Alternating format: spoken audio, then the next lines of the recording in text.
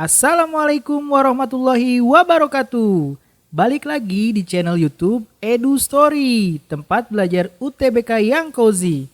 Sebelum belajar, jangan lupa subscribe, like, and share. Untuk support kita lebih semangat lagi, bantu pejuang PTN se-Indonesia. Lanjut ke pembahasan soal-soal up to date ya. Jangan lupa berdoa. Hai Eduholik, apabila kalian bertemu soal seperti ini, kalian harus ingat ya, ini adalah materi tentang perubahan sosial. Ya, perubahan sosial. Secara singkat, perubahan sosial itu memiliki dua bentuk walaupun ada beberapa bentuk-bentuk lainnya. Tapi secara umum perubahan sosial dibagi menjadi dua bentuk, yaitu perubahan yang bersifat konstruktif. Nah, sedangkan yang kedua adalah perubahan sosial yang bersifat destruktif. Nah, ini adalah dua hal yang berbeda. Nah, apa bedanya? Kalau konstruktif itu bisa diartikan perubahan sosial yang mengarah kepada pembangunan. Jadi lebih kepada sesuatu yang positif. Jadi yang namanya perubahan sosial ini tidak hanya pada yang positif, tapi bisa juga negatif. Kalau destruktif ini perubahan yang mengarah pada penghancuran. Jadi segala sesuatu yang awalnya ada sehingga menjadi tidak ada. Apa sih contoh dari konstruktif dan destruktif? Kalau konstruktif itu kan kita bisa lihat misalkan teknologi, penggunaan teknologi di masyarakat. Terus kalau misalkan destruktif ini kan bisa dilihat sebagai bencana alam. Bencana alam ini termasuk dalam perubahan yang bersifat destruktif. Teknologi ini akan melahirkan inovasi. Nah, kemudian perubahan sosial juga, ini perlu diingat bahwa perubahan sosial ini bisa terjadi di seluruh tempat tanpa memandang tempat. Maksud seluruh tempat itu artinya semua yang ada di bumi bisa terjadi perubahan sosial, baik di desa atau di kota. Ya. Nah, kita lihat soal di atas, perubahan sosial dapat konstruktif dan destruktif atas benar, sebab perubahan sosial hanya terjadi di perkotaan, tidak. Di pedesaan pun bisa terjadi perubahan sosial. Ya. Jadi yang atas benar, bawah salah, yaitu jawabannya yang C, jika pernyataan benar dan alasan salah. Sampai jumpa di soal berikutnya. Halo Edoholik, apabila kalian bertemu soal seperti ini, kalian harus ingat ya, ini adalah materi tentang kebudayaan. Ya, kebudayaan. Kebudayaan ini kan bisa dibilang adalah sesuatu yang bersifat tradisi atau sudah turun-temurun, ya, atau sudah bersifat kebiasaan sehingga sulit untuk dihilangkan. Nah, kebiasaan. Kemudian, salah satu penyebaran kebudayaan itu dikenal dengan namanya difusi atau proses difusi. Nah, difusi sendiri ini apa sih? Difusi itu artinya adalah penyebaran. Jadi suatu kebudayaan disebarin dari satu tempat ke tempat lain, ya. Nah, difusi ini dibagi menjadi dua, ya. Ada namanya difusi atau penetration pacificui,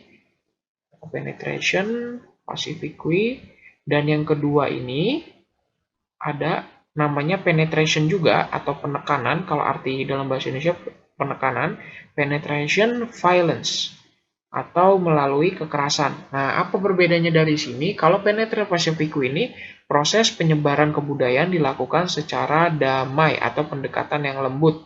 Kalau penetration violence ini dia menggunakan jalur-jalur kekerasan atau dilakukan secara paksa. Nah, kalau misalkan di zaman dulu itu, kalau penetration violence dilakukan melalui perang, ya, atau penjajah yang datang ke suatu negara, misalkan datangnya Jepang, datangnya Eropa ke Indonesia. Penetration pacificui merupakan cara menyebar kebudayaan di wilayah ke masyarakat lain, benar, melalui damai, ya kan? Melalui damai itu biasanya melalui jalur perdagangan, misalkan, ya kan?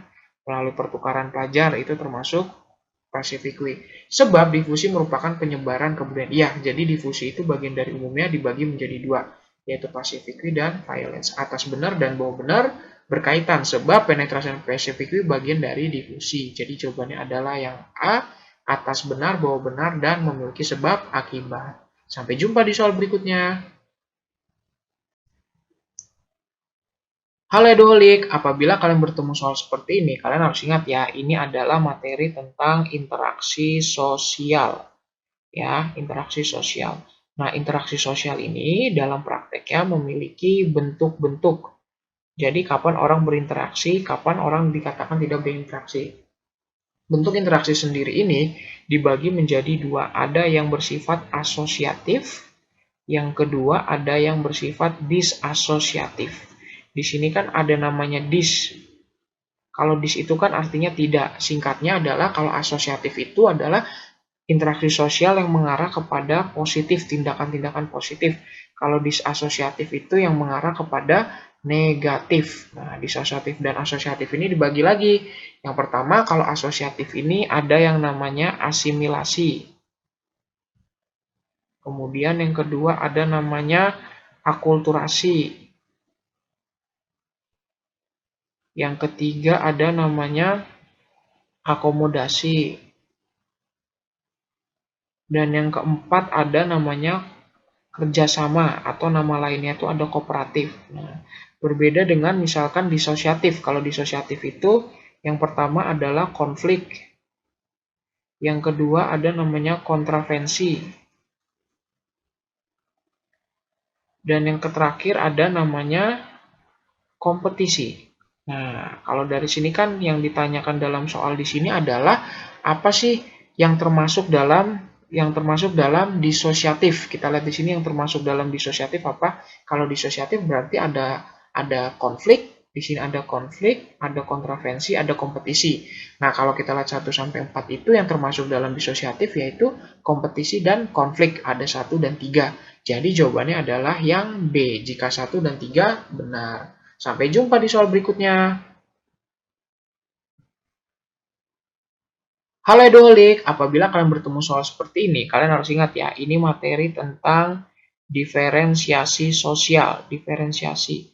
Nah, diferensiasi sosial itu biasanya berpasangan dengan stratifikasi sosial. Singkatnya, diferensiasi sosial ini kalian bisa diartikan sebagai pengelompokan masyarakat yang bersifat horizontal atau setara. Ya, artinya setara itu artinya tidak ada yang lebih tinggi, tidak ada yang lebih baik, berbeda dengan stratifikasi. Nah, salah satu karakteristik atau bahan dalam diferensiasi sosial itu ada namanya jenis kelamin. Nah, jenis kelamin. Nah, soal di sini kan dibedakan antara jenis kelamin dan gender. Apa itu jenis kelamin, apa itu gender? Nah, yang perlu diingat bahwa yang namanya jenis kelamin ini di sini dia bersifat kodrat. Artinya sudah sesuatu yang bersifat keturunan. Nah, atau yang bersifat biologis. Sudah dari sananya seperti itu. Sementara kalau gender ini dia bersifat konstruk atau dibentuk. Ya, konstruk melalui proses pembentukan. Ya, jadi kalau misalkan konstruk yang dimaksud di sini adanya peran laki-laki dan peran perempuan. Ya, peran antara laki-laki sama peran antara perempuan dan perempuan. Nah, perbedaannya seperti itu.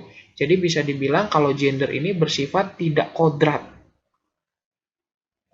Kita berbedanya antara gender dan jenis kelamin.